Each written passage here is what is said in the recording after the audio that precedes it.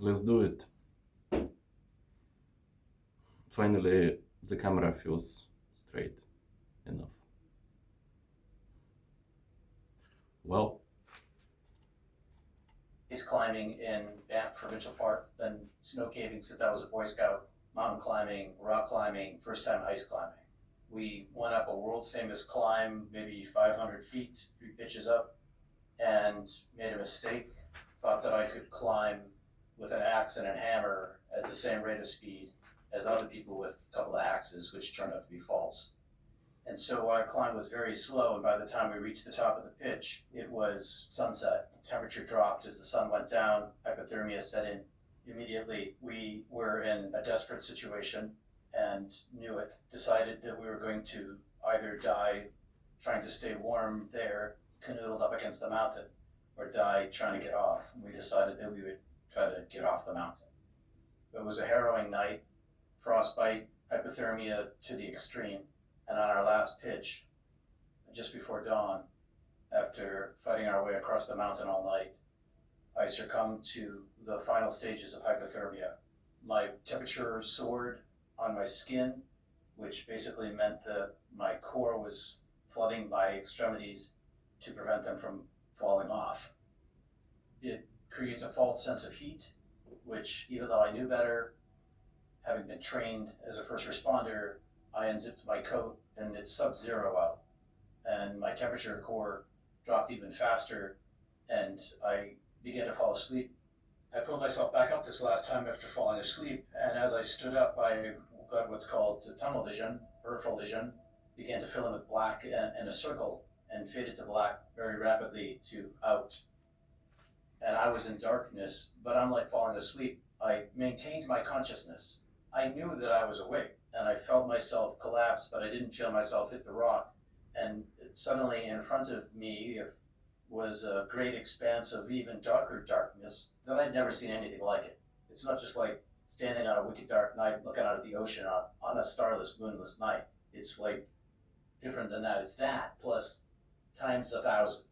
Way far, far in the almost infinite distance, I saw a pinprick of light that came rushing toward me faster than the speed of light and infilled the entire visual that I had. But it wasn't just light, it was like an amorphous intelligence said to me without language, I'm taking you. And I resisted because I didn't know what was going on. Can't say I was frightened, but I was strongly resistant. This thing rushed right to me and communicated, I'm taking you, and plucked me right out of myself and carried me up through with a proverbial tunnel, but the tunnel was wide and narrow at the same time, like infinitely wide and small enough to contain us, but not one or the other, it was both. And this entity carried me, and I was comforted.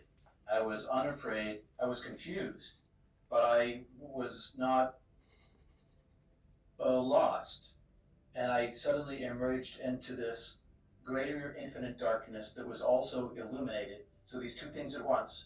And the entity, the angel, vanished, and I was left alone as what I describe as an orb of consciousness that's 10,000 times bigger than my body. And I was completely content. My first reaction was, this is me. Now I remember. How did I ever think I was that thing? This is who I am. And I could see in every direction at once, and there was like a portal opened in front of me if I had a front, which I didn't, but like a doorway or a gateway, it opened up into this long arcing, infinitely arcing tunnel that was somehow inside of and separate from, but part of this greater eternity that I was in. And there was this flowing sheen that was transparent, I could see through, and translucent, I could see the sheen at the same time. It was a flow, and I touched this flow with my soul consciousness, and it was all life. It was all life of all the universe and all the universes and all life there ever was and will be. And it flowed into me. And I tell this like in a sequence, but this is a place of timelessness, which means all time and no time, all time in one space and no time whatsoever. So it's really hard to describe it I choose to describe it sequentially, if only for my own sanity. So I touched this thing and it inflowed into me and it called my name, but not Peter. It called the name of my soul, that in which I could hear the creation of my being from aeons ago. I could see Wow. the long tail of my existence, of my soul, which was not I don't know, in near-death experiences, creation of myself. I would say there's nothing interesting. You are in awe, okay. But if what you see surprises you, then it just means that you're not living full enough life. Because there are things you don't know. And you're surprised to find them. Like, it is me. Oh, welcome back. Then showed me all of the pain that I'd given away in my entire life from the point of view of life for you. But mine, which is different than others, mine was I suffered all the pain I gave away in my entire life from the point of view of the people I gave it to. I intended to give it to, and I didn't intend to give it to. And I felt that. I felt their pain, and it turns out that all the pain that I gave them was about 10,000. I keep using 10,000 because it's like some huge, unimaginable number. And I suffered all of that, their pain, plus times 10,000. Yeah, because you have to burn all the karma, otherwise it is kind of The painful. voice is saying inside me without sound, I love you, I've always known you, I've always known these things about you. I've known you since you were created. I've known the long tail of your soul. I know what you were like to be a human being in this life. I love you as you are. I made you. I've always known you. I've always loved you. And I was going through this suffering of all the suffering I gave away, but I was also being, and I call it my own hell. I created my own hell. Also judged myself as shameful, not because of what I had done, because it was also shown simultaneously that it wasn't my fault that I caused pain. That's a natural outgrowth of being a human being in this world. It's just the way it is. And every human being causes pain to other human beings and to themselves. And that's just the way it is. And that's a known thing by the divine. I carried home to heaven with me all the love that had been given to me and all the love that had been given away, that I gave away is like a treasure. And somehow it helped me turn my inner eye to the holy divine and was, I don't know, burned clean by the divine fire of purgative love. When I had no more things I did not need. It wasn't like they were bad. It was like, you don't need them, and here's how to get rid of them. And once they were gone, I was filled with this combination of truth, joy, knowledge, bliss, Truth, understanding, joy. compassion. No, it's bliss, compassion, hope, adoration, awe.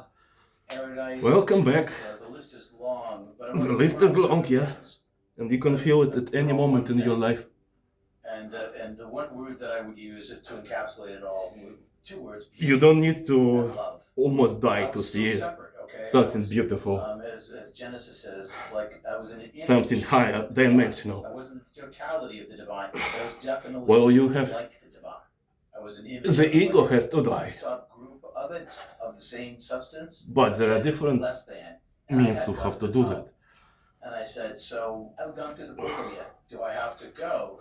God's like, you don't have to go. I said, well, I've got a reason to stay. My parents were suffering. My sister had run away and vanished from our life, broke my mom essentially. And in the instant of a thought, we were swept across the vastness of the universe. I could see all of Earth all at once, all mountains, rivers, streams, oceans, fish, birds and animals and trees and plants and everything. But in particular, I could see human beings. And the human beings were 7 billion of us, and everyone was covered by a singular veil. The veil kind of trailed over everything in the world. And the human beings couldn't see outside the veil. And the voice said to me, in the way that I love you now you know I've always loved you. And will love you. This love is, yeah, I can't tell you how rich it is. It's, any words utterly fail. It's all of the universes all put together into one black hole. Like crushed down, that's how much, and that's not even enough. And no one could see it on Earth.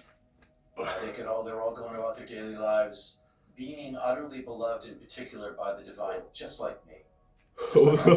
Imagine how many chances you have to die every day. I didn't have a body to suffer. Like how much things should be taken into account for you to stay healthy.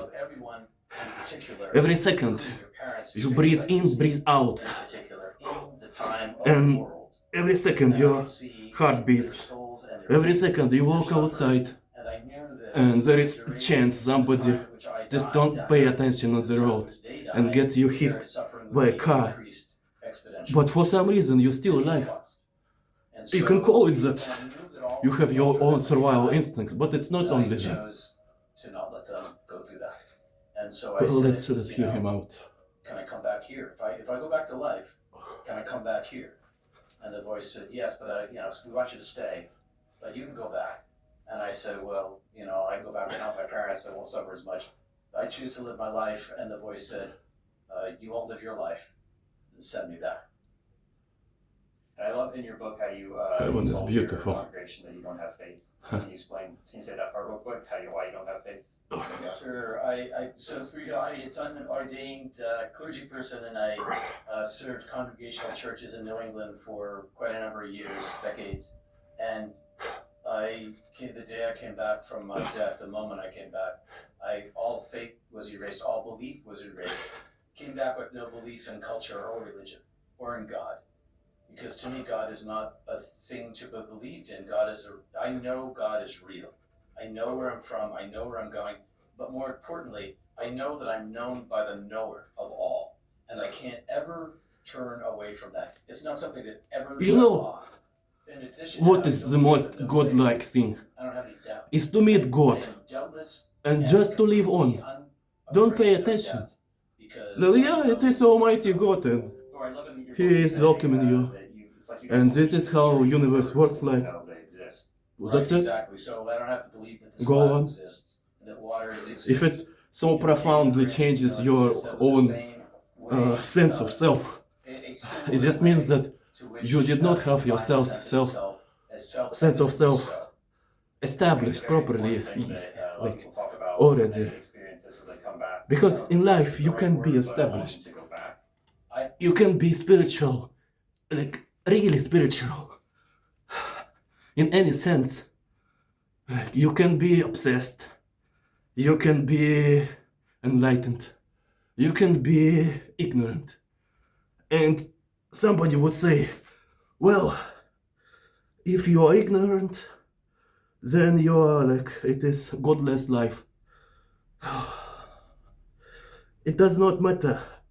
Were you ignorant? Were you in a process? Are you enlightened? Or you God himself realized himself, and that's the end of times already. All of that is the same story, the same timeline. It just moved to a certain point. Well, for some people this point is very profound, it seems. Yeah, well, when you first time meet the death, face it eyes to eyes, face to face. Yeah, it opens eyes for many people. After you met death like several times in your life, you just know that you will meet again. It's a question of time, that's it. And does not provide you the same amount of, I guess, knowledge. Because you already know what you do, what you are doing. Well, okay. Some English ranting, as always. See you next time.